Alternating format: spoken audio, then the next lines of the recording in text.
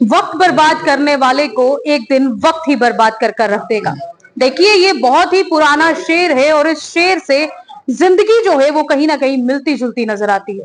वक्त वो है जो उर्दू के नाम पर बर्बाद किया जा रहा है, और क्या इस वक्त को बर्बाद करने वाले आने वाले समय में बर्बाद होंगे, वो तो आवाम तय करेगी। देखिए, कुछ चीजों को लेकर इस समय हमारे साथ बातचीत करने के लिए भारतीय जनता पार्टी के स्पोक्स पर्सन अभिजीत जसरोटिया है।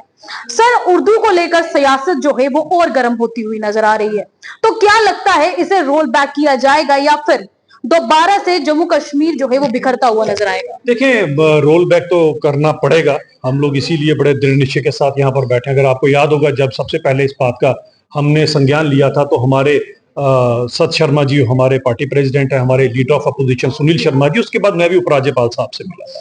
उसके बाद हमारी भारतीय जनता पार्टी के युवा मोर्चा सड़कों पर उतरा इस चीज को लेकर, क्योंकि हम किसी के साथ भी नाइंसाफी बर्दाश्त नहीं कर सकते। हम तो सबका साथ सबका विकास में यकीन रखते हैं।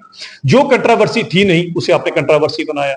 और बड़ी बात यह आती है कि उर्दू और हिंदी या उर्दू और बाकी लैंग्वेज का आप क्यों आपस में लड़ाई करवाना चाहते हैं? मंशा आपकी यही है कि बस आपस की इनकी लड़ाई हो और हम इसके ऊपर चलें, क्योंकि ये मंशा आज की नहीं है। कांग्रेस और पीडीपी की बात कर लो तो कांग्रेस ने इसी टू नेशन की थ्योरी को इंप्लीमेंट लोगों को मजहब के नाम पे लड़ाकर किया था। इसी पीडीपी ने 2008 के अमरनाथ लैंड रोक के अंदर जम्मू वर्सेस कश्मीर, कश्मीरी वर्सेस डोगरा करवाया था। इनकी तो सियासत इसके ऊपर है, और नेशनल कॉन्फ्रेंस भी इसमें बात नहीं आती अपनी सियासी रोटियां सेकने से। जब एक भाषा जिसको हार्डली 1 या 2% लोग यहाँ पर जानते हो और बाकी के युवाओं के साथ इतनी बड़ी आप नाइंसाफी करेंगे, जिस तरह से 2019 के पेपर में आपने की थी, जो लोग सबसे ऊपर आए थे इन सब चीजों के अंदर, केवल उर्दू का रेलेवेंस लेके आपने उनसे आप छीन लिए थे। अब हम ये बात नहीं होने देंगे, इसीलिए हम खड़े हैं। आपको उर्दू सब्जेक्ट, क्योंकि 2020 के बाद, सितंबर के बाद, जो यहाँ पर रीऑर्गेनाइजेशन एक्ट के बाद जब लोकसभा और राज्यसभा से 5 ऑफिशियल लैंग्वेज को पास किया गया, तो एक उर्दू को पर्टिकुलरली आप साइड पे कर बाकी 4 लैंग्वेज का नाइंसाफी नहीं कर सकते, और हम ये होने भी नहीं देंगे। और अगर इनको लगता है इतनी बड़ी बात है तो सबसे पहले उमर साहब अपना ट्विटर अकाउंट उर्दू में चलाना शुरू करें, और ये अपोजिशन वाले या कांग्रेस वाले ये भी जरा ट्विटर अपना उर्दू में चलाना शुरू करें। खुद तो आप इंग्लिश में चलाते हैं इसलिए ताकि हमारे फॉलोअर्स बढ़े, हमारी लोग बातें सुने, और हमारे को आप उर्दू में सीमित करना चाहते हैं। और लैंड रेवेन्यू डिपार्टमेंट के अंदर भी मैंने एक बहुत बड़ी बात बोली है कि इसके अंदर तो फिर ऊपर डीसी है, डिवकॉम है, एसीआर है, ऊपर प्रिंसिपल सेक्रेटरीज है, फिर तो इन सबको आप चेंज कर देंगे। ये कहां जाएंगे? इनको उर्दू नहीं आती इसलिए।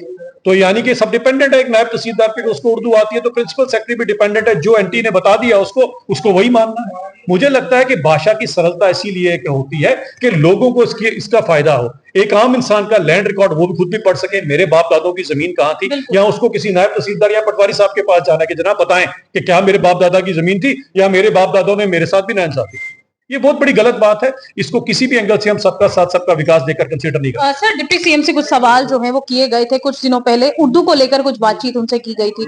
उनका ये कहना था कि अवाम को शुक्रगुजार होना चाहिए कि वजीर आला जो है वो इस समय जनता का सोच रहे हैं। उन्हें शुक्रगुजार होना चाहिए कि अब उन यंगस्टर्स की बात की जा रही है जो नौकरी के लिए काफी ज्यादा तरसते थे।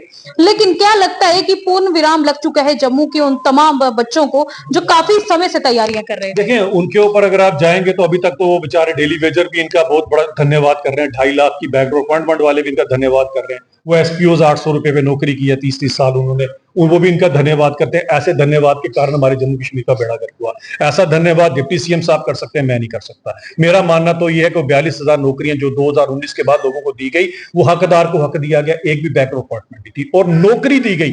आपके वाला छलावा नहीं कि 500-700 रुपए के ऊपर आपने लोगों से काम करवाया। बेचारों के पास 50 रुपए अपने बच्चों की दवाई लेने के लिए, उसको नौकरी नहीं कहा जाता, उसको नाइंसाफी कहा जाता है, उसे खून चूसना कहा जाता है। ये काम आपने किया होगा। मुझे लगता है कि मैं शायद 2019 से लेकर 25 तक एक बहुत बड़ा अरसा था। उससे अगर आप थोड़ा सबक लेते तो सबका साथ सबका विकास के ऊपर काम करते। सबका साथ मेरा विकास के ऊपर डिप्टी सीएम साहब को शायद यकीन होगा या उमर साहब को होगा, मुझे नहीं। सर, मेरा आखिरी सवाल रहेगा। अभी कुछ दिनों पहले आपने देखा कि जम्मू कश्मीर के निर्माण के लिए जो है 10 करोड़ से ज्यादा की लागत जो है वो इश्यू करवाई गई थी।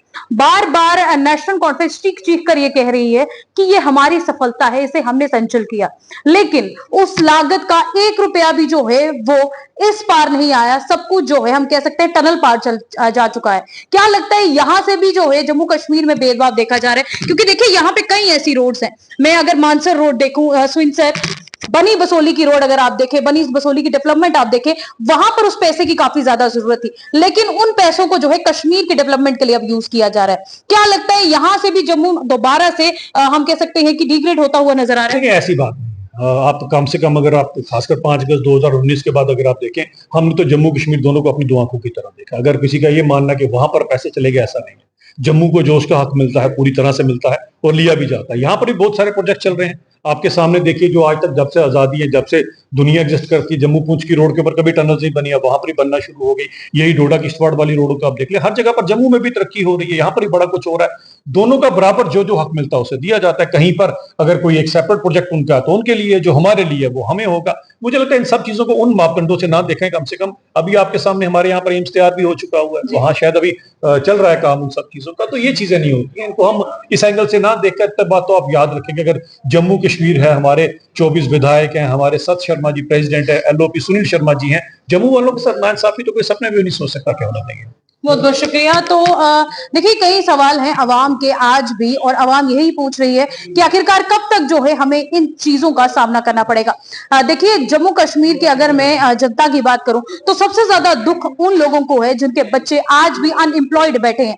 उन बच्चों को सबसे ज्यादा दुख है जो इतना पढ़ लिख कर भी जो है एक नौकरी नहीं हासिल कर पा रहे। आखिरकार कब तक जो है ये सिलसिला देखने को मिलेगा और क्या इस नोटिफिकेशन को रोल बैक जो है वो किया जाएगा, देखने वाली बात होगी। तब तक के लिए जनता अपनी राय कमेंट सेक्शन पे जरूर रखें। देखते रहे जम्मू न्यूज़ मिशन। जय हिंद, जय भारत।